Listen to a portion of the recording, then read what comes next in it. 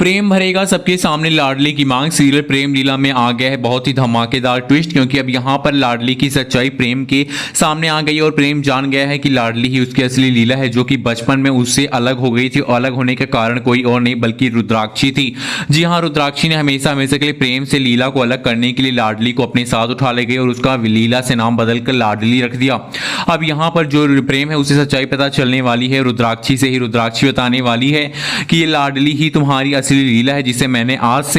से यहाँ पर 20 साल पहले तुमसे हमेशा हमेशा के लिए दूर कर दिया था, ताकि तुम और लाडली हमेशा हमेशा के लिए अलग हो जाओ और तुम्हें तुम्हारी असली लीला अलग हो जाए, ताकि बाद में मैं उसे ही मोहरा बनाकर तुम्हारे घर में आकर सबसे अपना बदला लूंगी। लेकिन मुझे क्या पता था जिससे मैं बदला लेने चली थी वो मेरा ही बेटा होगा। अब रुद्राक्षी की बात सुनकर प्रेम को जोरदार झटका लगेगा और प्रेम यहाँ पर सबके सामने लाडली से माफी मांगेगा और माफी मांगने के बाद लाडली से कहेगा तुम ही मेरी पत्नी बनी क्योंकि ये भी भगवान चाहते थे और तुम ही मेरी असली लीला, और सबके सामने यहाँ पर सिंदूर उठाएगा पूजा की थाल से और सिंदूर भर देगा लाडली की मांग में और लाडली को बना लेगा फिर से अपनी। अब आप देखने वाले हैं कि ये सब देखकर उड़ जाएंगे भाई नकली लीला के होश और वो